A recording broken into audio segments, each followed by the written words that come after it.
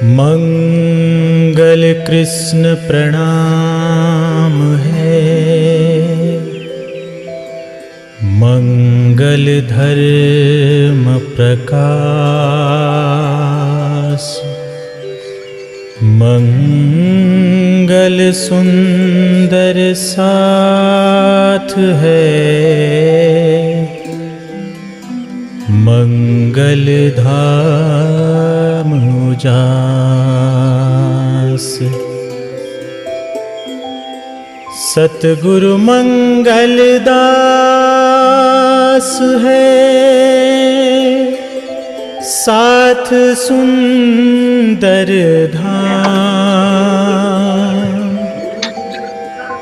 आशीष अपना दी। तो आधार राज श्यामा के चरनार बिंद मेरे तो आधार श्यामा के चरनार बिंद मेरे तो आधार राज श्यामा के चरनार बिंद मेरे तो आधार श्यामा के चरनार राज के चरनार बिंद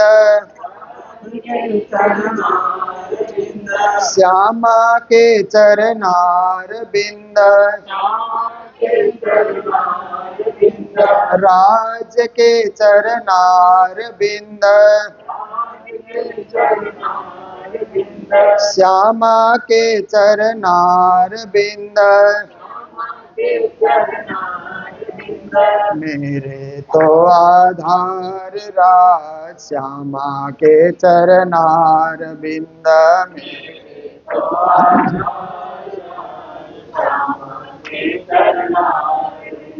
सतगुरु के चरनार बिंद श्री जी के चरनार बिंद सतगुरु के चरनार बिंद श्री जी के चरनार बिंद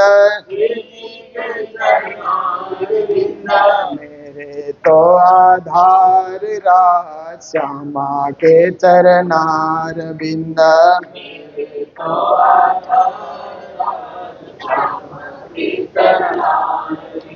श्यामा के चरनार बिंद सतगुरु के चरनार बिंद। बोलो कृष्ण कन्हैया लाल की। आज यहाँ असम गुवाहाटी श्री रतनलाल जी, कमला जी, उनके पुत्र पुत्रवधू पुत्री सपरिवार और उनके आमंत्रण पर आए हुए आप सभी धर्म प्रेमी सुंदर साथ जी, माताएं, बहनें, भाइयों, आप सब ने हमारे रंगशाली पीताम्बर पीठ के महंत महामंडलेश्वर श्री नारायण स्वामी जी के सुंदर प्रवचनों को सुना और हमारे साथ सुखलाई से हमारे झूमर जी, झूमर सापकोटा उनका नाम है, शिक्षक से रिटायर हुए हैं, धीरे धीरे अब हमारी और ही संत के शरण में आ रहे हैं। और फिर रंगशाली से ही हमारे निर्मल जी, रुस्तम जी और भी सुंदर साथ साथ में पधारे हुए हैं। आप सभी गुवाहाटी के सभी धर्म प्रेमी भक्तजन, सुंदर साथ जी, माताएं, बहनें, भाइयों, आप सभी को करबद्धा कोटि कोटि प्रेम प्रणाम। जब भी हम इस रास्ते से गए हैं तो इस घर में सत्संग करने का मौका मिला है।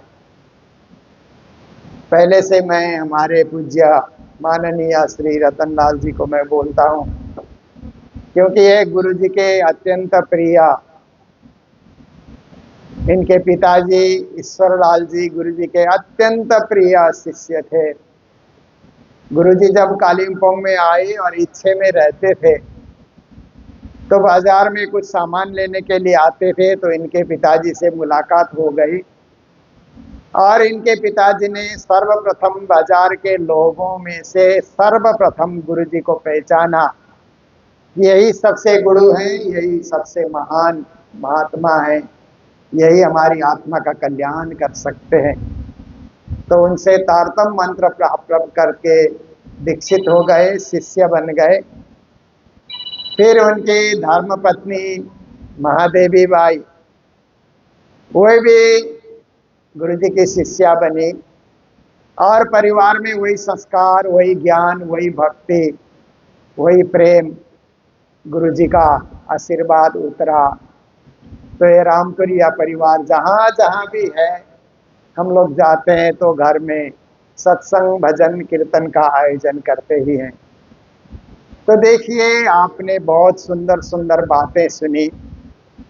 प्राणनाथ जी अपनी वाणी में एक जगह कहते हैं, जाको तुम सतगुरु कर सेवो, ताको इतनी पूछो खबर, ये संसार छोड़ चलेंगे आपन, तो कहाँ है अपना घर।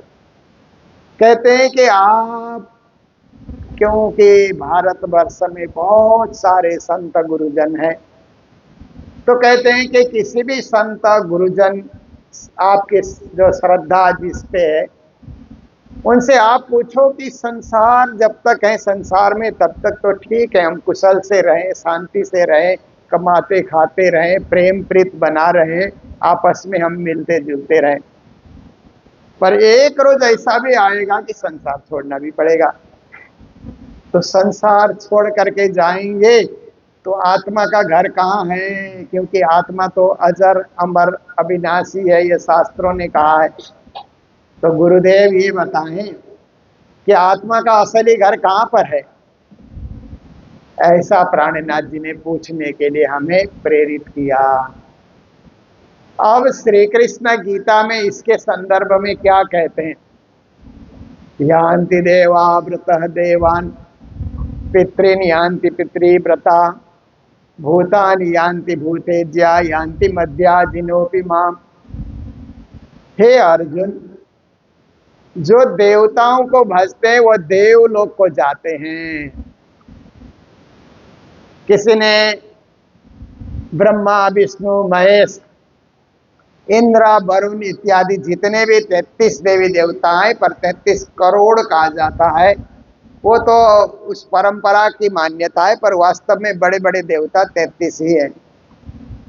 तो उन देवताओं के उपासना करने वाले देवलोक को जाते हैं। इसका मतलब है स्वर्ग, वैकुंठ, कैलाश, ब्रह्मलोक, श्वेतदीप, नारायण भगवान का लोक ही है देवलोक कहा जाता है। देवताओं की पूजा करने वाले की आत्मा संसार छूटने के बाद देवलोक को जाती है। फिर कहते हैं यान्ति देवा व्रता देवान, पितॄन् यान्ति पितृव्रता। कहते हैं कुछ लोग केवल पितरों की पूजा करते हैं ना, देवताओं की पूजा भी नहीं करते हैं, पर पितर पक्ष आते ही पितरों की पूजा करते हैं, श्राद्ध इत्यादि करते हैं, पितर देव ऐसे रूप में ही मानते हैं। तो वे लोग जब दुनिया से जाएंगे तो कहाँ जाएंगे, कृष्ण ने गीता में ही समझाया, वो पितृलोक को ही जाते हैं, क्योंकि उन्होंने वहीं का तक का ध्यान किया, उससे आगे का ध्यान नहीं किया। जैसे हम जहाँ तक के टिकट लेते हैं ना ट्रेन में, उसी स्टेशन में उतरते हैं, इसी तरह पितरलोक का ही उन्होंने ध्यान सुमिरन किया और पितरियों की पूजा की, वो पितृलोक में चले जाएंगे। फिर कहते हैं भूतानि यान्ति भूतेज्या। कई कई तांत्रिक लोग होते हैं ना, वो भूतों की पूजा कराते हैं, रात के समय में स्मशान घाट में ले जा करके भी पूजा कराते हैं, तंत्र साधना करते हैं। जितने नागा साधु होते हैं, आप देखिए महाकुंभ के मेले में बड़ी भीड़ आती है नागा साधुओं की, और भी बहुत सारे संप्रदाय में तंत्र साधना होती है, वो भूत प्रेत की पूजा कराते हैं। तो कृष्ण कहते हैं भूतानि यान्ति भूतेज्या, भूत को पूजने वाले भूत के ही लोक में जाएंगे। तो अंत में उन्होंने कहा यान्ति मद्याजिनोऽपि माम्, कृष्ण कहते हैं जो मेरी पूजा करता है, मेरा ध्यान करता है, मेरा सुमिरन करता है, मेरी भक्ति करता है, वो मेरे परम धाम को प्राप्त करता है। तो अर्जुन ने कहा आपका परम धाम कहाँ है? कहा न तद्भासयते सूर्यो न शशांको न पावकः यद्गत्वा न निवर्तन्ते तद्धाम परमं मम। कहा मेरा परम धाम तो बहुत दूर है पृथ्वी लोक से। कितना दूर है? तो कहा कि वहां पर तो सूर्य का प्रकाश भी नहीं पहुंचता, चंद्रमा का प्रकाश भी नहीं पहुंचेगा, तारागण और अग्नि का प्रकाश भी नहीं पहुंचेगा, पर मेरा वो परम धाम स्वयं प्रकाशित है। वहां कोई बाहर के प्रकाश की जरूरत नहीं है, वहां के कण कण से ही प्रकाश निकलते हैं। वो मेरा परम धाम चिन्मय चैतन्यमय परम धाम है, इसलिए चैतन्य का प्रकाश सर्वत्र परिव्याप्त है, इसलिए बाहर के प्रकाश की कोई जरूरत ही नहीं पड़ती है। और उस मेरे परम धाम में जो मेरे भक्त आते हैं, यद्गत्वा न निवर्तन्ते, परम धाम में आने के बाद फिर से लौट लौट करके संसार के कर्म जाल में जन्म मृत्यु में उनको फंसना नहीं पड़ता है, वो वही परम धाम में अखंड हो जाते हैं, अखंड मुक्ति को प्राप्ति करते हैं। तो देखिए कि एक भक्ति ऐसी है, देवी देवताओं की भक्ति, वो भी बड़ी अच्छी भक्ति है, क्योंकि देवी देवता भी वरदान देते हैं, अपने भक्तों को खुश रखते हैं, हर प्रकार से आशीर्वाद देते हैं। ये तो हम धर्मशास्त्र में भी पढ़ते हैं, और बहुत सारे लोगों की इच्छा भी पूरी हो जाती है देवी देवताओं की भक्ति करने से। पर किसी के मन में ऐसे आ जाए कि ये संसार का चक्र कब तक झेलते रहेंगे, क्योंकि संसार का जीवन एक बार मैंने देख लिया, ये जीवन बाहर से देखने में सुखदायी जीवन लगता है, पर जीवन दुखदायी भी है। कोई समस्या आ जाए तो दुख होता है, और कोई बीमारी आ जाए तो दुख होता है। और इस संसार के अंतर्गत आप देखिए कि अनेक प्रकार के, कभी मित्र लोग आकर के परेशान करते हैं, कभी रिश्तेदार आकर के परेशान करते हैं, कभी अपने ही जो है कर्म के वशीभूत होकर के हम कुछ परेशान हो जाते हैं। तो ये संसार तो ऐसे कुल मिलाकर के देखो तो दुख ही है।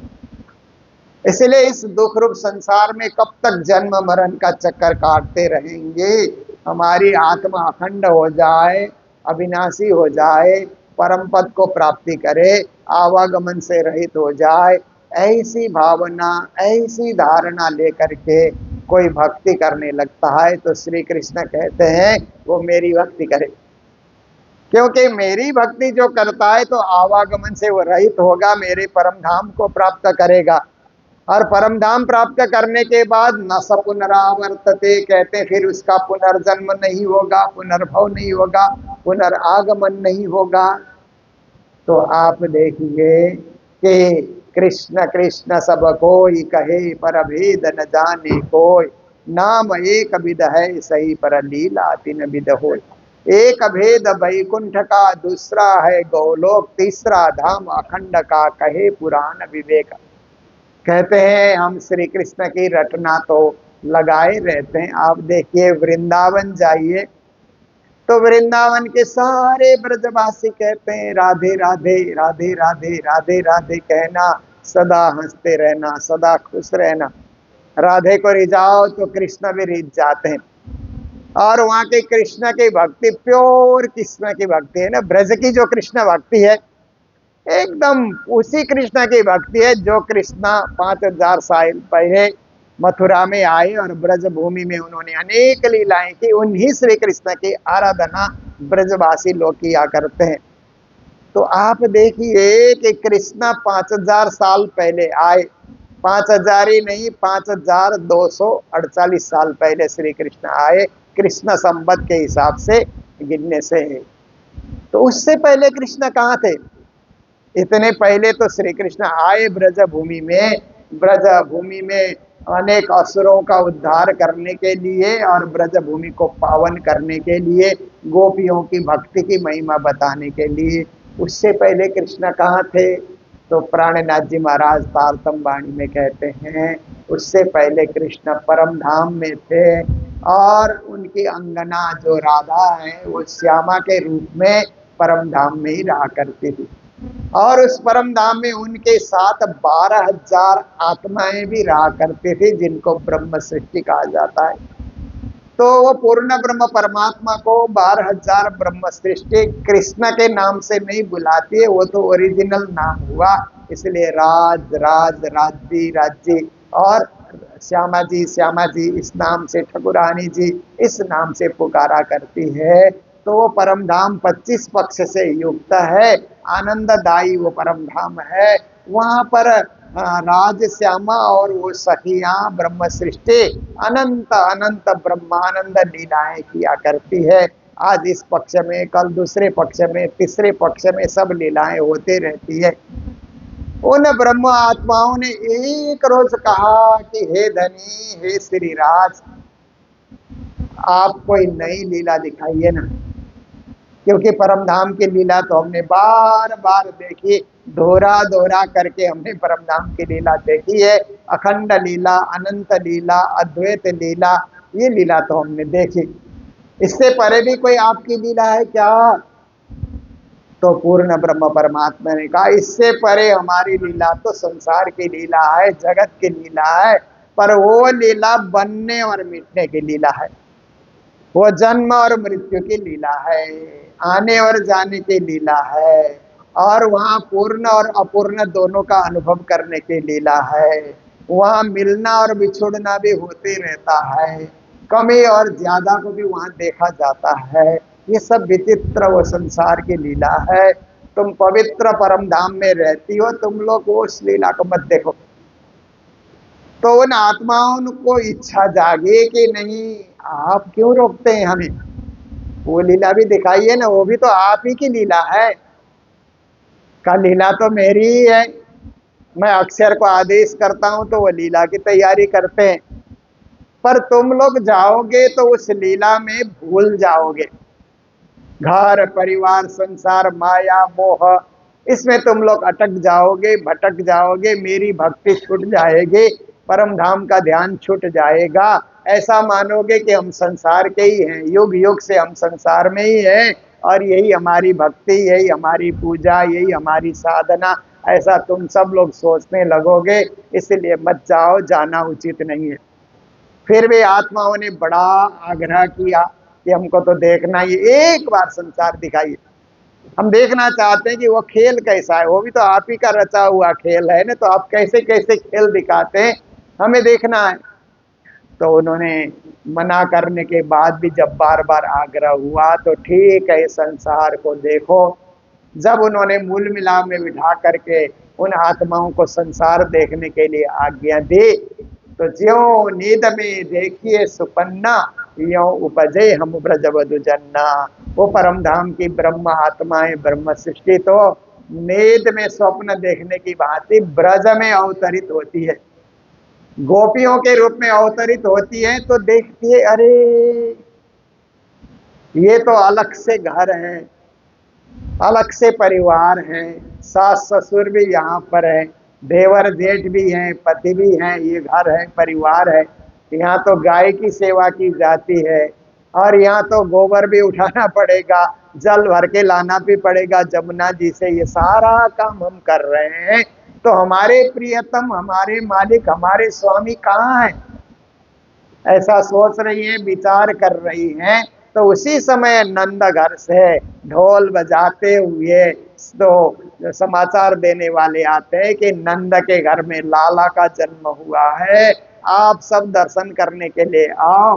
नंद बाबा तो गांव के मुखिया थे, तो सारे ब्रजवासी को उन्होंने आमंत्रण भेजा कि जाओ, जा करके बता दो।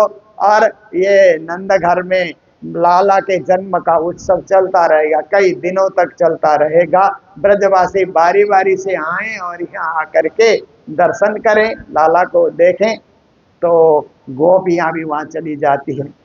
आज बधाई ब्रज घर घर प्रकट से नंद कुमार, दूध दधिये उमर धोए तोरण बांधे ब्रजनार। फिर गोपियां वहां जा करके देखती है, तो उनको लगता है कि ये नंद के लाल मात्र नहीं है, यही हमारे राज है, यही हमारे पिया हैं, यही हमारे धनी हैं, यही हमारे पुरुषोत्तम है।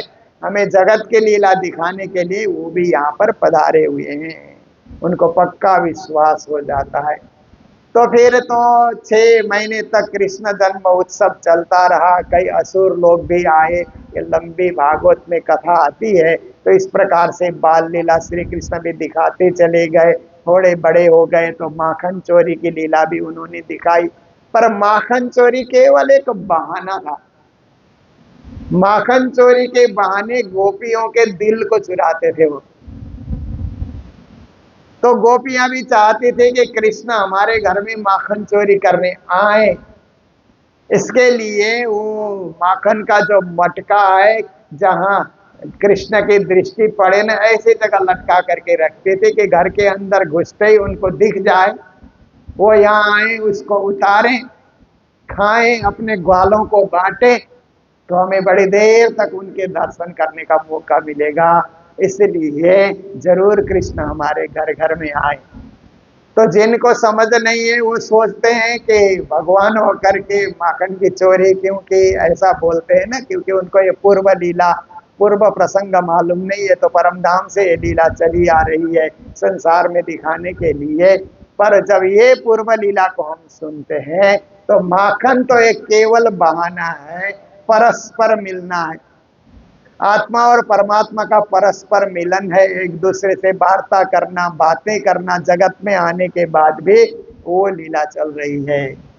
इसीलिए एक गोपी श्री कृष्ण से कहती है कि कृष्ण, आज भी उन्होंने मटकी लटकाया, नहीं आए कृष्ण, दूसरे के घर में गए, कल भी लटकाती है, परसों भी लटकाती है।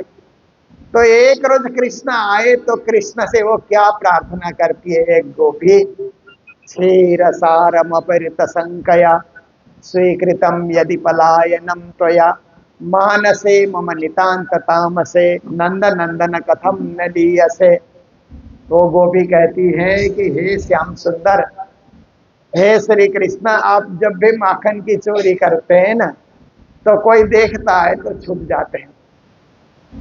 तो गोपी कहती है कि आपको छुपना ही है माखन की चोरी करके। तो मानसे मम नितांत तामसे, मेरा मन जो है ना बिल्कुल अंधेरे, काले अंधेरे से भरा हुआ है। आप भी ऐसे अंधेरे कोने में छुपना चाहते हैं तो मेरे मन में आके छुप जाइए ना। नंद नंदन कथम न लीयसे, नंद नंदन श्री कृष्णा, आप क्यों मेरे अंधेरे मन में नहीं छुप जाते। तो इसका मतलब है कि गोपियां अपने मन में कृष्ण को बसाना चाहती है। जब परमात्मा मन में बसते हैं तो मन ही मंदिर हो जाता है ना। परमात्मा हृदय में बसते हैं तो हृदय ही धाम बन जाता है। तो गोपियों ने अपने मन को भी मंदिर बनाया, हृदय को भी धाम बनाया। इसीलिए जगत में गोपी प्रेम कहते हैं ना। कृष्ण ने गोपियों को कहा कि न हम वेदैर न तपसा न दाने न च यज्ञया भक्त्या तो अनन्या शक्य हमेव विधोर्जुना। कहा कि मुझे पाना है तो वेद पढ़ने से ही मैं नहीं मिलूंगा। वेद पढ़ने से ज्ञान जरूर होगा, पर मुझे पाने के लिए तो उससे भी आगे बढ़ना पड़ेगा। तपस्या करने से शक्ति मिलती है, परंतु मैं नहीं मिलूंगा, उससे भी आगे बढ़ना पड़ेगा। दान करने से क्या है कि यश मिलता है, परंतु केवल दान करने से ही मैं नहीं मिलूंगा, उससे भी आगे बढ़ना पड़ेगा मुझे पाने के लिए। तो क्या करना होगा? का मुझे पाने के लिए भक्ति करनी होगी। ये वेद पाठ और तपस्या से, दान से भी आगे का कार्य है कि मेरी भक्ति करनी पड़ेगी। भक्त्या तो अनन्य आसक्या, वो भक्ति भी अनन्य भक्ति। जब भक्ति करने बैठो तो और कुछ याद करना ही नहीं चाहिए। हम लोग पूजा करने बैठते हैं ना तो और चीजें भी याद आ जाती है ना। कभी कभी माताओं को देखा जाता है ना कि थोड़े रसोई घर में भी कुछ कढ़ाई में रख देती हैं, फिर पूजा भी कर रही है, तो पूजा करते करते रसोई घर का ध्यान आ जाता है ना। फिर इतने में आजकल तो मोबाइल की घंटी भी बजती है, पूजा करते करते तो थोड़ी देर बाद भी हम कर लेते हैं। बात करने के बाद फिर थोड़ी देर देखते हैं कि रसोई में क्या हो रहा है, उसको भी देखते हैं। फिर आकर के थोड़ी देर पूजा भी, सुख को निधान, जय सुख को निधान, मंगल आरती सुख को निधान। तो हमारी भक्ति क्या है कि अनन्य भक्ति नहीं हुई। अन्य अन्य लोगों में भी हम ध्यान दे रहे हैं, अन्य अन्य कार्यों में भी हम ध्यान दे रहे हैं, फिर भक्ति भी हम किए जा रहे हैं, तो परमात्मा कहते हैं उससे मैं खुश नहीं होता। मेरी भक्ति करने के लिए आपने आधा घंटा समय निश्चित किया कि मैं पूजा में आधा घंटा बैठूंगा, तो आपको उठना नहीं है, मेरी सेवा करनी है, मुझे ही याद करना है, मुझे ही चंदन चढ़ाना है, मेरा ही चरण धोना है और मेरे को ही भोग धराना है, मेरी आरती करनी है, मेरा ही ध्यान करना है और मेरी सुमिरन करनी है। देखिए आप, और अतिरिक्त कुछ सोचना ही नहीं उस समय में। फिर उसके बाद आप तो कर्म करो। माम अनुस्मर युद्ध च, अर्जुन को कहा मुझे याद करो, फिर तुम युद्ध के समय में युद्ध लड़ो। मेरे को याद कर रहे हो तो उस समय युद्ध को क्यों याद करते हो, उस समय मेरी भक्ति करो। तो उसको अनन्य भक्ति कहा जाता है कि मन को केंद्रित करके मन को अन्य कहीं भागने नहीं देना, परमात्मा की भक्ति से जोड़े रखना आधा घंटा तक, तो वो अनन्य भक्ति कही जाती है। तो ब्रज की गोपियां तो मात्र आधा घंटा नहीं, वो तो जो भी काम करती है कृष्ण को याद करके करती है। जब जल भरने जाती है तो वृंदावन के किनारे कृष्ण थोड़े बड़े हो गए तो बछड़े चराने ग्वालों से खेलने जाते थे, वहां उनके दर्शन होंगे। और जल भरने भी कभी हम मथुरा के तरफ भी जाएं तो नंद बाबू के घर के करीब से होकर के हम निकले तो वहां भी कृष्ण के दर्शन हो जाएंगे।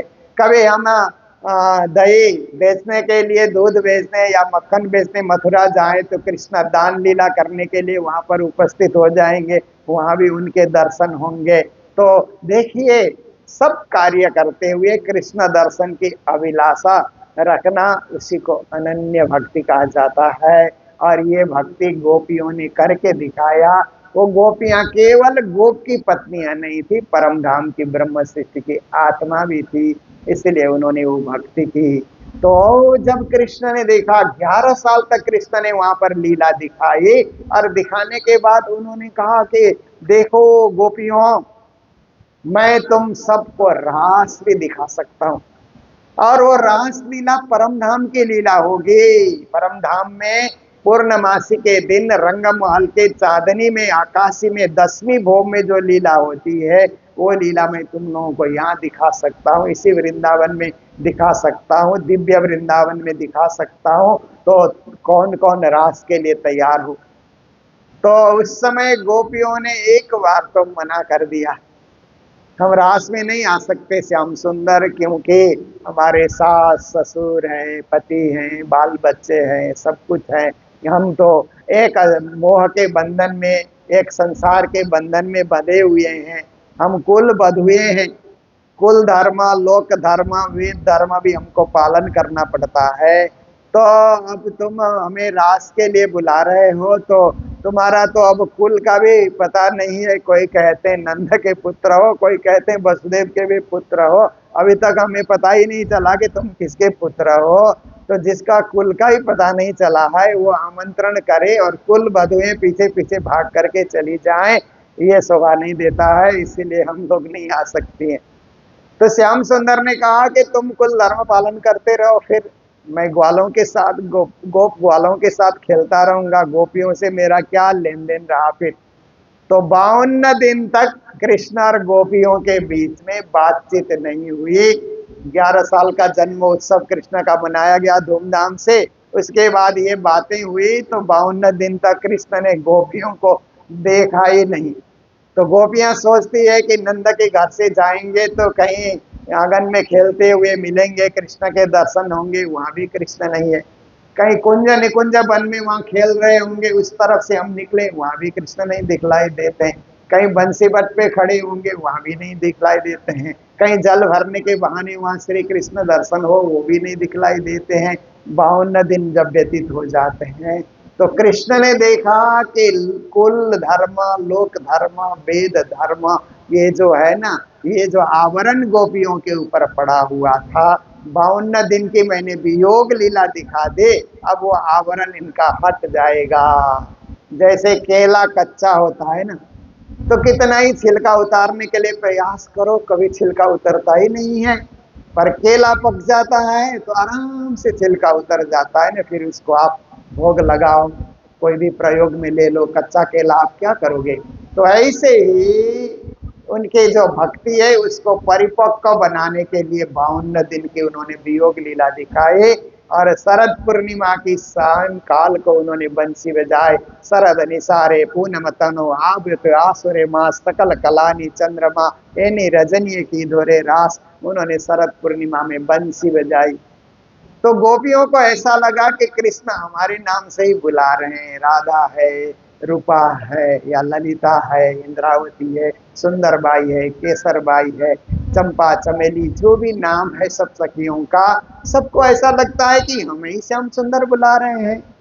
तो फिर घर छोड़ करके रास में पहुंचती है, पर शरीर लेकर के नहीं जाती है, केवल उनकी आत्मा जो परम धाम से आई थी वही आत्मा रास करने के लिए पहुंच जाती है, और वहां योग माया का देह शरीर धारण करके फिर महारास की लीला होती है। तो ये कृष्ण की लीला बड़ी विचित्र लीला है। तो कहते हैं कि कृष्ण ने 11 वर्ष 52 दिन और रास की रात्रि तक जो लीला दिखाई वो परम धाम की लीला है।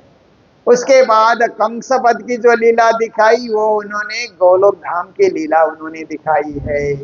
और फिर द्वारिका जाने के बाद रुक्मिणी आदि रानियों से विवाह करके जो लीला दिखाई वो वैकुंठ की लीला दिखाई है। कृष्ण एक ही है, पर लीला त्रिविध लीला उन्होंने दिखाई है, 3 प्रकार की लीला उन्होंने दिखाई है।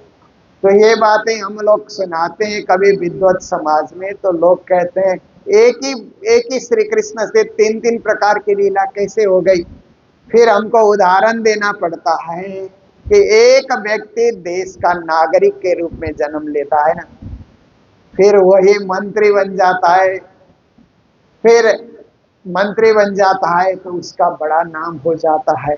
फिर उसके बाद आप देखिए कि मंत्री बनने के बाद जब रिटायर हो जाता है तो मंत्री के पद से वो फिर दूसरे पद में आ जाता है। व्यक्ति एक ही है, पहले वो स्टूडेंट के रूप में रहा, नेता के रूप में रहा, मंत्री के रूप में रहा, रिटायर्ड के रूप में रहा, आदमी वही है। ऐसे ही श्री कृष्ण ने भी पूर्ण ब्रह्म परमात्मा की लीला की, गोलोक धाम की लीला की, वैकुंठ की लीला की। परमात्मा सर्वशक्तिमान है, सब प्रकार की लीला कर सकते हैं, पर उनकी सबसे महान लीला है परम धाम की लीला। और उस परम धाम की लीला को पाने के लिए गोपी भाव की भक्ति हमारे हृदय में उदय हो जाए, उसी को प्रेम लक्षणा भक्ति कहते हैं। तो प्राणनाथ जी वाणी में कहते हैं, तो नवधा से न्यारो कहो 14 भवन में नाय, सो प्रेम कहाँ से पाइए जो बस्त गोपिका माय। सुख व्यास कहे भागवत में, प्रेम न त्रिगुण पास, प्रेम बसे ब्रह्म सृष्टि में जो खेले स्वरूप ब्रजरास।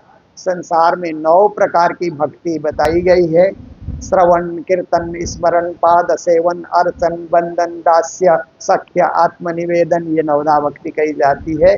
पर गोपी भाव की भक्ति को 10धा भक्ति कहा जाता है। इन 9 के साथ एक कदम और आगे बढ़ने से 10 में पहुंचा जाता है, वो 10धा प्रेम लक्षणा भक्ति है।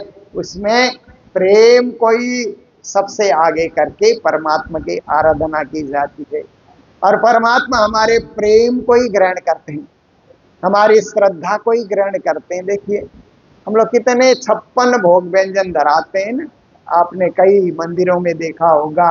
कोई पर्व ऐसा आता है कि 56 प्रकार के भोग व्यंजन बना करके परमात्मा को धराया जाता है, पर उसमें भावना नहीं चढ़ा सके, प्रेम नहीं चढ़ा सके, भक्ति नहीं चढ़ा सके, केवल बनाया। देखिए इसके लिए क्या कहा जाता है कि आप घर घर में जो भोग व्यंजन मिठाइयाँ बनाते हैं ना, परमात्मा उससे ज्यादा ही खुश होते हैं। आपने हलवाई को बुला करके 56 व्यंजन बनाया, परमात्मा को धरा दिया तो परमात्मा खुश नहीं होंगे। आपने अपने हाथ से तैयार किया तो उस आपकी भक्ति वहां चढ़ती है ना, आपका प्रेम चढ़ता है, आपकी भावना उसमें चढ़ती है ना कि परमात्मा के लिए हम कुछ कर रहे हैं, तो उसी को ग्रहण करके वो खुश हो जाते हैं। वो भोजन के भूखे नहीं है, वो भाव के भूखे हैं। इसलिए एक जगह उन्होंने कहा ना, भाव का भूखा हूं मैं, भाव ही एक सार है, भाव से जो भजता मुझे तो भाव से बेरा पार है। परमात्मा भोजन के भी भूखे नहीं है, परमात्मा पूजा के भी भूखे नहीं है, परमात्मा प्रेम के भूखे हैं। इसीलिए प्रबल प्रेम के पाले पढ़कर प्रभु का नियम बदलते देखा, अपना नियम भले टल जाए भक्त का नियम न टलते देखा। परमात्मा प्रेम से ही संतुष्ट हो जाते। प्रेम कोई भक्ति कहा जाता है, प्रेम कोई श्रद्धा कहा जाता है, प्रेम कोई विश्वास कहा जाता है। तो ऐसे प्रेम लक्षणा भक्ति का ज्ञान गुरु जी मंगलदास जी ने हम सबको दिया।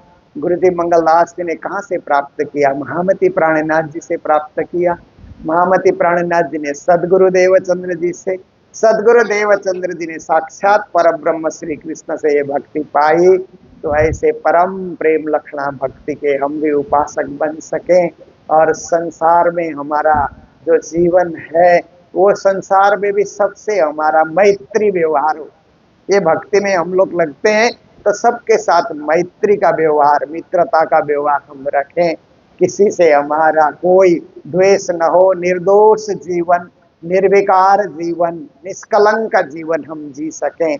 और अंत तो गत्वा संसार का कार्य जब हमारा पूरा हो जाए तो उस परा प्रेम लक्षणा भक्ति के बदौलत हम परम धाम को प्राप्ति कर सकें, आवागमन से रहित हो सके। यही हमारा लक्ष्य होना चाहिए और यही हमारे जीवन का विश्वास होना चाहिए।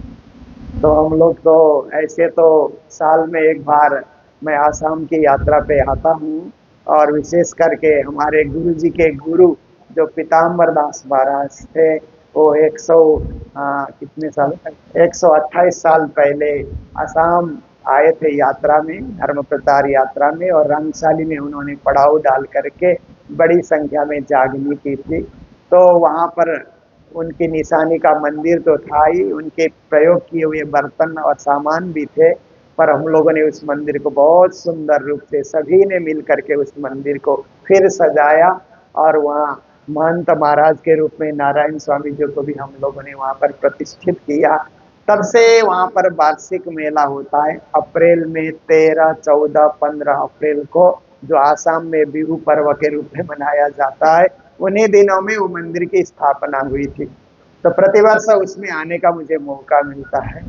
पर इस वर्ष हम लोग नेपाल ईटहरी में भी गुरु जी का बनाया हुआ मंदिर है, उसका जो है वहाँ पर हम लोगों ने एक हॉस्पिटल भी मंदिर के साथ बनाया सर्वसाधारण के लिए, कि हम लोगों ने देखा कि हॉस्पिटल से जन सेवा भी हम कर सकते हैं। तो उसी में मैं व्यस्त था तो उस समय नहीं आ सका। पर यहाँ इसी परिवार के जो है राजकुमार जी जो तोदी हमारे नगांव में रहते हैं, उन्होंने नया मकान भी बनाया और शादी के 50 साल का उत्सव भी किया श्रीमद् भागवत के साथ। पूज्य स्वामी सदानंद जी और हम दोनों संत वहाँ पर उपस्थित थे। तो उस कार्यक्रम को 3 दिन तक भव्य रूप से मनाने के बाद रामशाली के दर्शन हुए। फिर इधर सुकलाई में भी हमारे मंदिर हैं, वहाँ भी मंदिरों के दर्शन करके वहाँ भी प्रवचन और सत्संग से प्रबोधित किया गया। फिर हम लोग शिलोंग भी गए, वहाँ भी सुंदर साथ के घर में हम लोगों ने सत्संग भजन किया और यहाँ आ जाने का मौका मिला। तो यही है कि जब जब भी हम लोग आए तो कुछ मिलते जुलते रहे ताकि अध्यात्म हमारे अंदर भर जाए। संसार का काम करते करते अध्यात्म से दूर दूर दूर हो जाते हैं। तो फिर हम 1 घंटा बैठ करके सत्संग सुनते हैं तो हमारे अंदर वो अध्यात्म रूपी धन फिर से भर जाता है, भक्ति रूपी वो निधि फिर से भर जाती है। तो हमें जीवन जीने में शांति का, सद्भाव का और जीवन जीने में खुशी का अनुभव होता है। ये आप सबके जीवन में फिर से प्राप्ति हो, इसके लिए हम यहाँ पर आए हुए हैं। तो ऐसे परिवार में हमारे जो रतन लाल जी हैं और परिवार के सभी सदस्यों को और आप सब पधारे हुए महानुभाव श्रद्धालुओं को मंगल बधाई देते हुए अभी के इस प्रवचन कार्यक्रम को यही हम लोग विराम देने जा रहे हैं। बोलो सतगुरु महाराज की, श्री प्राणीनाथ प्यारे की, सर्व सुंदर साथ के, आज के आनंद के। और इस कार्यक्रम में परम पुनीत परम पावन मंगल धाम हम सभी का गुरु स्थान है और गुरु जी मंगलदास जी महाराज की तपस्थली, कर्म भूमि, ज्ञान भूमि और निर्माण भूमि वह मंगल धाम, और उस पावन गादी पर विराजमान समय के गुरु जी परम पूजनीय परम वंदनीय श्री श्री 108 गुरु जी मोहन प्रेसाल जी महाराज श्री, साथ में शुक्लाई आसाम से ही झुमर सापकोटा जी, श्रवण जी और पीताम्बरपीठ धाम से समिति के उपाध्यक्ष रुस्तम शर्मा जी, सचिव निर्मल आचार्य जी लगायत परिवारजन अथवा रतनलाल जी के आमंत्रण को सम्मान दे करके पधारे हुए सारे सत्संग प्रेमी, कथा प्रेमी, प्राणधार प्रसाद जी, भक्त समुदाय, आज हम लोग क्षणिक सत्संग में बैठे हैं थोड़ी देर के लिए। आज जो रतनलाल जी का गृह एक साधारण घर में होकर के एक पावन तीर्थ बन चुका है। एक तो संतों का आगमन, स्वयं सदगुरु पधारे हुए हैं और उनके साथ साथ में सत्संग का आयोजन हुआ। ये अत्यंत ही पुण्यशाली कार्य है और जीवन में सत्संग का बहुत महत्व है। और सत्संग के बारे में तो संतों ने बहुत सारी बातें कही हैं, सब बात तो नहीं कहा जा सकता है। गोस्वामी तुलसीदास जी महाराज रामचरित्र मानस माने रामायण में लिखते हैं, बिनु सत्संग विवेक न होई, राम कृपा बिनु सुलभ न सोई। सत्संग के बिना विवेक नहीं होता है, बिनु सत्संग विवेक न होई। और सत्संग कब मिलता है? जब परमात्मा की कृपा होती है तो ही सत्संग मिलता है। और जैसे महापुरुष कहते हैं, सत्संग में कौन आ सकता है? तो जिसको परमात्मा भेजते हैं, जिसके ऊपर परमात्मा की कृपा होती है, वही सत्संग में आ सकता है। तो कहते हैं जैसे संसद भवन में कौन जा सकता है, सत्संग भवन का आनंद कौन ले सकता है? तो जिस नेता को जनता चुन करके भेजती है, चुनाव जीत करके जाते हैं, वही संसद के अंदर में जाते हैं। और यहाँ जनता भेजती है, वो संसद में जाते हैं, लेकिन सत्संग में तो स्वयं परमात्मा भेजते हैं तो ही आते हैं, नहीं तो सबके लिए सुलभ नहीं है। बिनु सत्संग विवेक न होई, राम कृपा बिनु सुलभ न सोई करके कहा। और आगे बात आती है, एक बार नारद जी ने भगवान विष्णु से पूछा, प्रभु लोग सत्संग सत्संग कहा करते हैं, सत्संग क्या चीज है? सत्संग के बारे में आप कुछ बताइए तो सही। तो भगवान विष्णु ने कहा कि मैं मुंह से तो बता नहीं पाऊंगा, आपको मैं सत्संग का जगह बता सकता हूँ, वहां जाने पर आपको सत्संग मिल सकता है। बोला कोई बात नहीं, आप नहीं बता दो, कोई बात नहीं, कोई तो बताएगा, वो जगह बताइए। तो भगवान विष्णु ने कहा, मृत्युलोक में कोई गांव का नाम दिया और उस गांव में एक ऐसे तो वृक्ष अनंत है, एक वृक्ष है, उस वृक्ष में अभी अभी एक तोते ने पहला अंडा दिया था, अंडे में से तोते के अंडे में से एक बच्चा बाहर निकला है। और तोते का बच्चा जो है, सुख का बच्चा, आपको सत्संग के बारे में बताएगा। नारद जी गए, झाड़ भी मिला, बच्चा भी मिला, छोटा ही था, जस्ट अभी अभी निकला हुआ था अंडे से बाहर, आंख खुली थी होगी। और जाकर के उस बच्चे के आगे नारद जी ने कहा, बच्चा सत्संग के बारे में मुझे कुछ तो बता, सत्संग क्या चीज है? वो सत्संग शब्द उन तोते के कान के अंदर में पड़ते ही अंदर गया, सत्संग शब्द सुना, सुनते ही वो पोपट का जो तोता का बच्चा जो है, वहीं का वहीं उसने शरीर छोड़ दिया, उसकी मृत्यु हो गई। बैठे तो उसकी मृत्यु हो गई। नारद जी को बड़ा पश्चाताप हुआ, मेरे कारण से जो तोता का बच्चा मर गया, सुख का बच्चा मर गया। तो फिर दुखी होकर के भगवान के पास में गए और भगवान ने पूछा पता चला सत्संग के बारे में? बोला क्या पता चलना महाराज, मैंने उसके कान में कहा, सत्संग शब्द कान में पड़ते ही बच्चा तो मर गया, बोला भी नहीं, बोल ही नहीं पाया, सत्संग सुना, सुनते ही चला गया। तो फिर आप बताओ। तो उसने भगवान ने कहा फिर एक बार ऐसा करो, जाओ, जगह मैं बताता हूँ, अभी अभी एक गाय ने बच्चा दिया है इस जगह पे, वहां जाओ, तो गाय का बछड़ा जो है आपको सत्संग के बारे में बताएगा। तो ठीक है। और हिंदी में एक कहावत है, दूध से जला हुआ आदमी छाछ भी फूक फूक के पीता है, कहीं गर्म तो नहीं होगा बोल के। और पहली बार सत्संग कहा तो बच्चा मर गया, तो गाय का बछड़ा भी मर न जाए। नारद जी डरते डरते गए, और बछड़ा बड़ा सुंदर था, अभी अभी जन्मा हुआ था, कूद रहा था, खेल रहा था माँ के साथ में। और बच्चे के पास में जा करके नारद जी ने कहा, हे बछड़ा, तुम जो सत्संग के बारे में कुछ बता। तो सत्संग शब्द कान में पड़ते ही बछड़ा बाँ किया, बाँ करके जो है वो घूमा 2-3 बार, फट से चला गया। तो नारद जी ने उधर उधर देखा, उसका मालिक ने तो नहीं देखा, नहीं तो डंडा पड़े, फट से वहां से निकल गए। और बड़े दुखी हो गए, मेरे कारण से गाय का बच्चा मर गया।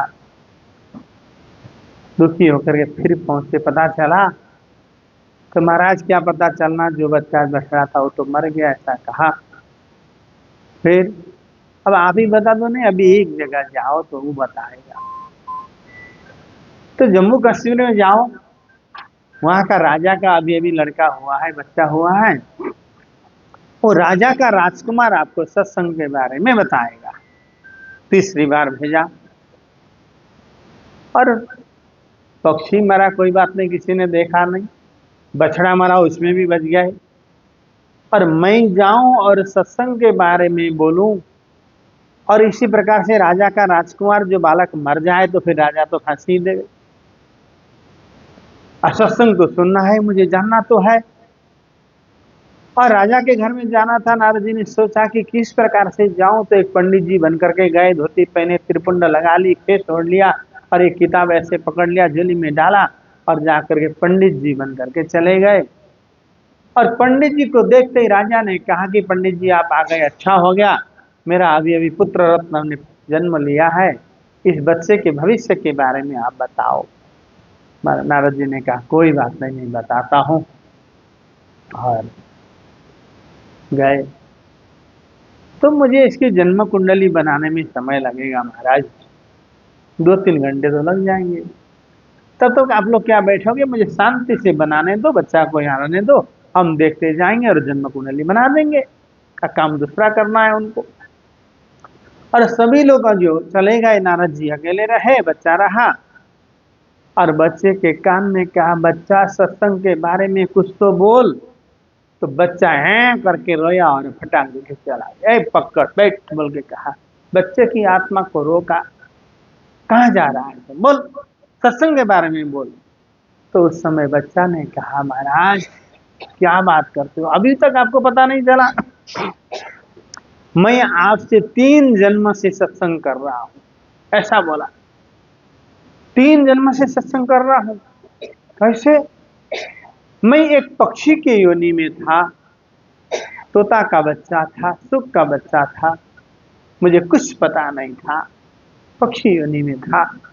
उस पक्षी के योनि में भी आपसे मुलाकात हो गई, आपके साथ में सत्संग करने का सौभाग्य मिला, इसीलिए मुझे पवित्र गाय के जिससे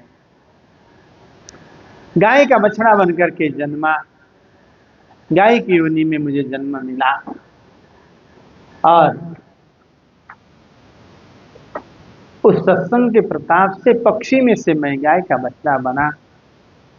और गाय के बछड़े की योनि में भी मैं सत्संग तो सुलभ नहीं था, लेकिन परमात्मा की कृपा हो गई, आप मिले, आपसे सत्संग किया, और मैं आज राजा के घर में जन्म लेकर के राजकुमार बना था।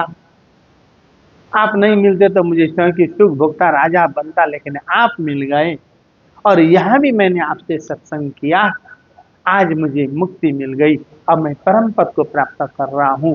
मैं स्वधाम में जा रहा हूँ। यही तो सत्संग की महिमा है महाराज। आपको अभी तक पता नहीं चला, वही पक्षी का जो बच्चा जो मैं था, गाय का बच्चा भी मैं था, आज राजा का बेटा भी मैं होकर के आया, यहाँ भी आप मिले और मुझे स्वतः आपने तार दिया, सत्संग के माध्यम से कहा। उस सत्संग की महिमा है। हम लोग कितने भाग्यशाली हैं, तो उसने तो सत्संग किया, उसकी गति हो गई। अब समझे कि परमात्मा की कृपा हो गई, सत्संग मिला। लेकिन आप और हमारी आज जो भक्ति जो है, आज हम जिस प्रकार से भक्ति कर रहे हैं, आज हम मानव योनि में हैं, हम विवेकशील प्राणी हैं, हमारे पास में ज्ञान है, समझदारी है, तो परमात्मा के साथ में हमारा क्या कनेक्शन है। जब हम गीता जी को देखते हैं, रामायण जी को देखते हैं, स्वसंवेद तारतम सागर को देखते हैं, तो पता चलेगा कि परमात्मा के साथ में हमारा क्या कनेक्शन है, क्या संबंध है। तो रामायण ने आपको कहा, आज हम एक साधारण आदमी होकर के, साधारण इंसान होकर के जी रहे हैं, समय प्रसार कर रहे हैं, आपके लिए रामायण क्या कहती है? ईश्वर अंश जीव अविनाशी। बेटा तो चिंता नहीं कर, तो ईश्वर का अंश है, तो मरने वाला नहीं है, तो अविनाशी है, तेरा संबंध स्वयं ईश्वर से है। ईश्वर अंश जीव अविनाशी, चेतना अमल करी प्रकाशी, बल करके रामायण ने कहा। गीता जी कहती हैं, अर्जुन को मध्यम बना करके भगवान कहते हैं, अर्जुन तेरे में और मेरे में कोई अंतर नहीं है, और जो तू है वही मैं हूं, तू मेरा ही अंश है। ममई वांश जीव लोके जीव भूत सनातनम, बोल करके बोला, तू मेरा ही अंश है, तुम्हें और मेरे में कोई अंतर नहीं है, बोल करके भगवान ने कहा। इतनी बड़ी पदवी आप और हमको दिया, बनाया अर्जुन को मध्यम। आप हम भगवान के अंश हैं। और वेद ने क्या कहा? अमृतस्य पुत्र, तुम अमृत के संतान हो, अमृत के पुत्र हो, बोल करके कहा। इस बात को महामती स्वामी श्रीचंद्र जी कहते हैं, तुम कोई साधारण जो जीव नहीं हो, तुम श्यामा जी ना अंग हो सुंदर साथ। श्यामा जी माने स्वयं राधा जी के अंश हो, श्यामा जी के अंश हो, तुम्हारा घर परम धाम में है और पूर्ण ब्रह्म परमात्मा तुम्हारे इष्ट है, बोल करके महामती स्वामी श्रीचंद्र जी ने कहा। चार चार प्रमाण के द्वारा आपको बताया गया, आप कोई साधारण इंसान नहीं, आपका संबंध परमात्मा के साथ में है, परमात्मा के अंश हो, श्यामा जी के अंश हो। और इस दुनिया को छोड़ करके हम सबको एक दिन जाना होगा, और जाने से पहले आपने कुछ तैयारी की होगी। आप आराम से यात्रा कर सकते हैं, और तैयारी नहीं की होगी तो दुखदायी यात्रा होगी। जैसे हमें कोई जर्नी करनी होती है, यात्रा करनी होती है, कहीं जाने से पहले हम रिजर्वेशन करा लेते हैं, पहले हमने टिकट बुकिंग करा लेते हैं, ट्रेन में कर लेते हैं, और अंतिम में बस में जाना हो तो बस में भी हमने रिजर्वेशन की होगी, तो अपनी सीट सुरक्षित रहेगी और जा करके आराम से यात्रा कर सकते हैं। ट्रेन में रिजर्वेशन किया होगा तो आराम से आप यात्रा कर सकते हैं। और यदि नहीं की होगी, तो यदि आपको सीट बस में खड़े हो, ट्रेन में खड़े हो, तो उस समय सीट की महिमा आपको पता चलेगा। दूसरा आराम से पग लंबा करके पसार करके बैठा होगा, आप खड़े खड़े जस्ट आकाश 2 मिनट बैठने मिल जाता, 8-10 घंटा खड़े खड़े देख रहे हो, दूसरे की सीट ताक रहे हो, और दया करके, कितने तो अच्छे होते हैं, हमारा थोड़ा बैठ जाओ, बोलते हैं आओ बैठो, कोई बात नहीं बोलते। कितने यात्री तो इतने दुष्ट होते हैं, हमारी रिजर्वेशन है, समझता है एक सीट उसने लिया है, वो तो अपनी पूरी ट्रेन खरीद लिया हो, ऐसी बात करते, हमारा रिजर्वेशन है क्यों बैठते हो, क्या है बोल करके बोलते हैं ना। बड़ी दुखदायी यात्रा होती है। और रही बात, आप 8 दिन 10 दिन 15 दिन के लिए यात्रा करते हैं, तो पूरी तैयारी के साथ में तैयारी जो यात्रा करते हैं, कितनी जोड़ी कपड़ा लाना है, क्या ले जाना है, नाश्ता क्या ले जाना है, कितना पैसा लेना है, एटीएम तो डालना ही पड़ेगा। हाँ, बैंक का चेक वगैरह पे, अब एटीएम नहीं था तो चेक वगैरह लेके जाते थे, और कुछ सोने वगैरह लेके जाते थे, कम पड़े तो इसको बेच के भी यात्रा कर लेंगे बोल करके ना, पूरी तैयारी के साथ में जाया करते थे। और कोई तैयारी नहीं की हो तो बड़ी दुखदाई होती। इसीलिए जिस लंबी यात्रा में आपको जाना है, यद गत्वा न निवर्तन्ते तद्धामम परमम मम, जिस यात्रा में जाने के बाद में वापस नहीं आना है, 15 दिन की यात्रा, महीने दिन की यात्रा, 7 दिन की यात्रा के लिए भी हम फुल तैयारी करके जाते हैं, सब कुछ डाल लेते हैं, और इस लंबी यात्रा में आपको जाना हो तो तैयारी करनी पड़ेगी। तो वो तैयारी है भक्ति रूपी तैयारी होगी, भक्ति रूपी साधन होगा, तो आराम से आप साध यात्रा कर सकते हैं। और जीवन में भक्ति नहीं किया हो उसका जीवन भी निरर्थक होता है। सत्संग नहीं किया उसका जीवन निरर्थक होता है। गोस्वामी जी को पूछा, भक्ति न करने वाला आदमी कैसा होता है? भक्ति बिना सो न रखे कैसा? भक्ति बिना आदमी कैसा होता है? मैं गोस्वामी जी ने कहा, लवण बिना बहु व्यंजन जैसा। जैसे सब्जी वगैरह बनाई गई हो, दाल में खूब मसाला वगैरह डाला हो, सब्जी में खूब मसाले डाले हो, लेकिन जरा सा नमक नहीं डाला हो तो उसमें कोई स्वाद नहीं आता है। भले आप ऊंचे घर में जन्म लिया हो, खूब पैसा वाले घर में जन्म लिया हो, अच्छे पढ़े लिखे सब कुछ हो, लेकिन जीवन में भक्ति नहीं होगी तो सब कुछ निरर्थक है। भक्ति बिना तो नर कैसा, लवण बिना वो व्यंजन जैसा बोल करके कहा।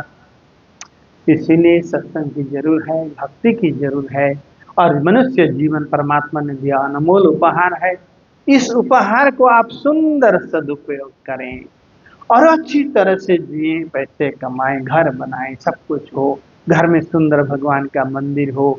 भगवान ने 24 घंटा आपको दिया है तो एक आधा घंटा मंदिर में बैठ कर के अपने इष्ट का सुमिरन करें, पूजा करें, पाठ करें। आप प्रणामी संप्रदाय से दीक्षित हो तो तारतम का जाप करो, सेवा पूजा करो और सर्वसाय का वांचन करो।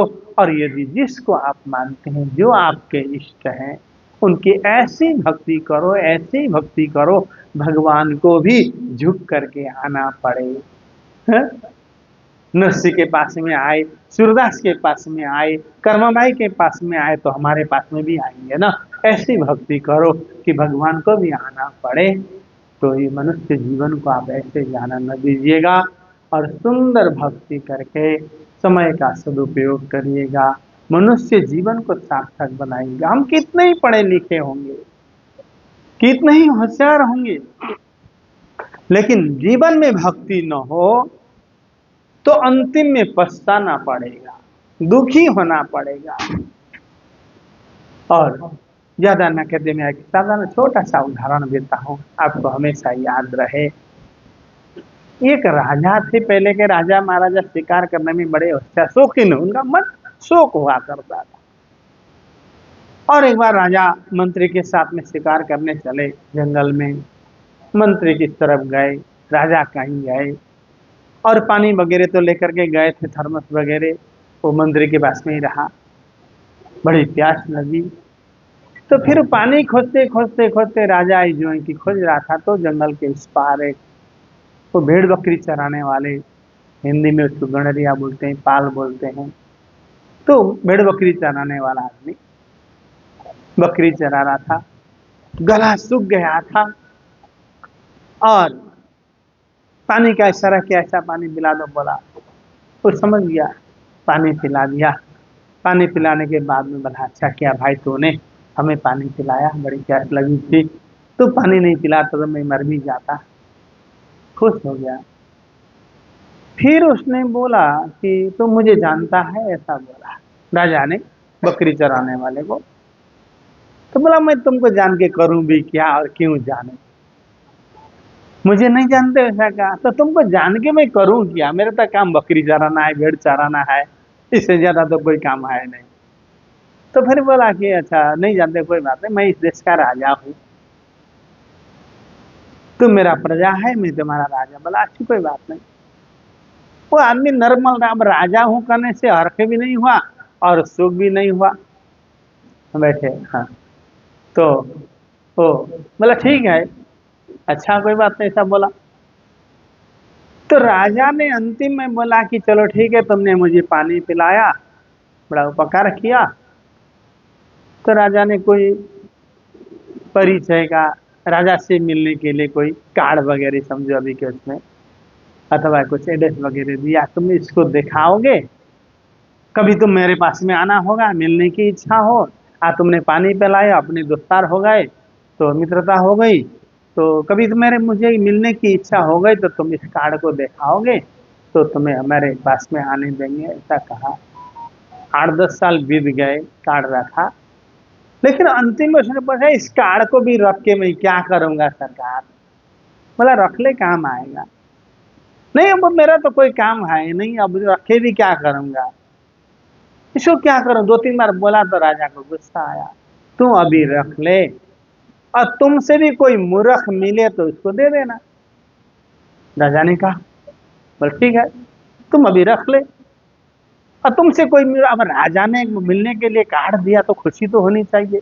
राजा मिला तो भी कहता है तकलीफ ने कार्ड दिया, कोई भी खुशी नहीं। बोला ठीक है अभी तो रख ले, और तुमसे कोई मूर्ख मिले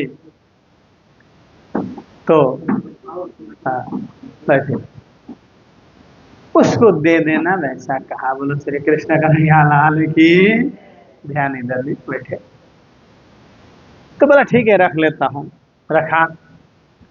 8-10 साल पूरे हो गए तो उसकी इच्छा हो गई इसकी, वो राजा मिला था, मैंने पानी पिलाया था, उसने कार्ड दिया था, तो कभी मिलने की इच्छा हो तो आ सकते। कहा था चलो आज मिल के आते हैं, काफी दिनों राजा क्या कर रहा होगा बोल करके मिलने की इच्छा हो गई। और कार्ड खोजा, कार्ड भी मिल गया, कार्ड लेके चला गया। और उसने क्या किया कि कार्ड दिखाया, सभी लोग ने भाई इज्जत के साथ में राजा के पास में ले गए।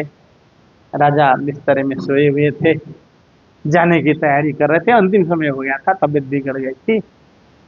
तो फिर बोला महाराज पहचाना? ऐसा बोला हाँ। ऐसा देखा, मुझे नहीं पहचाना? कार्ड दिखाया, वही बकरी वाला। हाँ याद आया, पानी पिलाया था। कैसे हो? तो ठीक हूँ। तो अभी जाने का समय हो रहा है, तुम आ गए, अच्छा हुआ। जाने की समय हो गया ऐसा बोला तो वो आदमी समझा, तो गड़ा दिया। बोला कहीं युद्ध में जा रहा होगा, यात्रा में जा रहा होगा।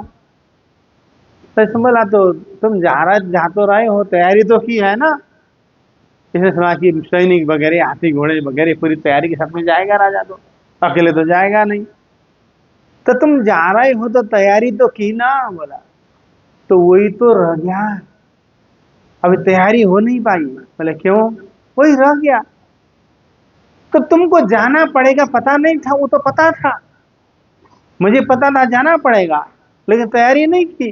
तो क्यों नहीं की? नहीं हो गई। तो फटाक जैसे जैसे ने जा करके बोला इस कार्ड को तुम ही रखो बोल करके हाथ में पकड़ा दिया। इस कार्ड को तुम ही रखो बोल करके कहा। बोला इसको मैं क्या करूं? राजा ने कहा ये तो मैंने तुमको दिया है, मैंने तुमको 5 से 7 बार पूछा, 10 बार पूछा, इस कार्ड को मैं क्या करूं, इसको क्या करूं बोला था। तो उस समय आपने कहा था सरकार तुमसे कोई मूर्ख मिले तो उसको दे देना कहा था। तो आज मुझे पता चला कि हमसे बड़े मूर्ख तो आप हो। बोले क्यों? तो आपको पता था जाना पड़ेगा, तैयारी करनी पड़ेगी, तो आपने की नहीं। हमको तो कुछ पता ही नहीं था, और हमारे जैसे साधारण होते, न जानने वाले आदमी होते तो कोई बात नहीं थी। आपको पता था जाना पड़ेगा, तैयारी करनी पड़ेगी, तो आपने नहीं की। तो मुझे अब ऐसा लगता है हमसे बड़े मूर्ख तो आप ही हैं, इसलिए आपको दे देना चाहिए बोल के दिया बोल के उसने कहा। था तो कम पढ़ा लिखा आदमी था, लेकिन था होशियार। समझ गए ना? अब जो आप हमको भी पता है, या हम हमेशा के लिए नहीं आए हैं, चंद दिनों के लिए आए हैं। 150 साल, 60 साल, 70 साल, 80 साल के अंदर अंदर इसको छोड़ करके जाना पड़ेगा। और जाने की यदि आपने तैयारी की होगी, महामती स्वामी श्री प्राणनाथ जी महाराज कहते हैं यूं तैयारी कीजिए, आगे करनी है दौड़, सब अंग इस कलिए के नेक्स्ट ब्रह्मांड पर बोल के कहा है। हमें लंबी यात्रा करनी है, परमधाम तक की यात्रा है, और उस यात्रा में कोई साथ जाने वाले नहीं है, साथ देने वाले नहीं है। यात्रा आपको अकेला ही करना पड़ेगा। तो उस यात्रा में आपकी अभी से तैयारी होगी, थोड़ा थोड़ा तैयारी करते गए तो एक दिन झोली भर जाएगी, आराम से यात्रा करेंगे। और तैयारी नहीं होगी तो अंतिम माह किसको बुलाओगा, पूजा करा दो, पाठ करा दो, ये कर दो बोल कर करने से कुछ भी नहीं होगा। तैयारी खुद करना पड़ेगा, स्वयं मरे बिना स्वर्ग नहीं दिखता है, इसलिए उस परम धाम में जाने के लिए भी स्वयं तैयारी करनी पड़ेगी। दूसरे तैयारी करेंगे नहीं करेंगे कोई निश्चय नहीं। इसीलिए जाने से पहला एक बार उस धाम को देख करके जाना, और उस धाम में जाने से पहला उस इष्ट का एक बार मुखार बिंद को देख करके जाएं। सभी लोग बोलते हैं परमात्मा अच्छे हैं बोलते हैं, और दूसरे ने देखा हुआ थोड़ी काम करेगा भाई। एक बार हम भी तो देख लें, अपने स्वयं देख लें। जिसके घर में जाना है, जिसको इष्ट माना है, जिसको पति परमेश्वर माना है, तो एक बार देख तो लें कैसा है, सुंदर है या सुंदर है कैसा है, तो एक बार देखने की चिंता करें। अब ज़्यादा न कहते हुए, काफ़ी दिन के बाद में सत्संग का यह लाभ मिला और आप सभी आए, आप सभी को धन्यवाद देते हुए, रतनलाल जी और माता जी कमला देवी को खूब खूब धन्यवाद देते हुए मेरे दो शब्दों को यही विराम देता हूँ। आरती होगी, प्राणनाथ भजरे गाया जाएगा। अंदर आरती करने के बाद हम लेकर के आएंगे और उसके बाद प्रसाद वितरण और अभी के कार्यक्रम को ही पूरा करेंगे। बोलो सतगुरु महाराज की, श्री प्राणनाथ प्यारे की, सर्व सुंदर साथ के, आज के आनंद के। श्री प्राणनाथ भजरे स्वामी प्राणनाथ भजरे, ब्रह्म सृष्टि के कारण अपने भक्तों के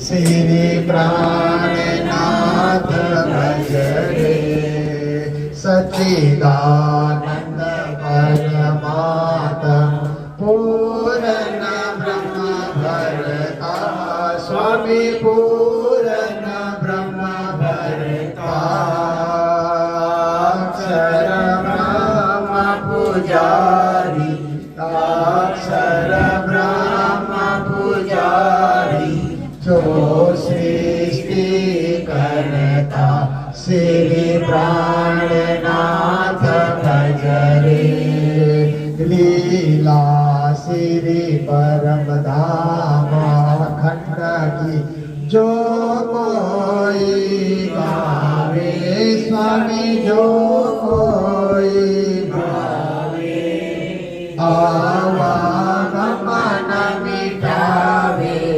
आवागमन मिटावे, मुक्ति फल पावे, श्री प्राणनाथ भजरे, पढ़ श्री पार्थम वाणी, नित उठ ध्यान धरे, स्वामी नित उठ ध्यान धरे, श्री निज नाम को जपना, राधे राधे श्याम को जपना, कारज सिद्ध करे, श्री प्राणनाथ भजरे, भक्तन के दुख हरता, कलियुग पाप टरे, स्वामी कलियुग पाप टरे, मैं हूँ पतित भागी, मैं हूँ दीन भागी, सतगुरु कृपा करे, श्री प्राणनाथ भजरे, आप हो कृपा के सागर, कृपा करो स्वामी, अब दया करो स्वामी, अपना दीन उबारो, अपना दास उबारो, प्रभु अंतरयामी, श्री प्राणनाथ भजरे, आप हो कृपा के सागर, कृपा करो स्वामी, अब दया करो स्वामी, अपना दीन उबारो, अपना दास उबारो, प्रभु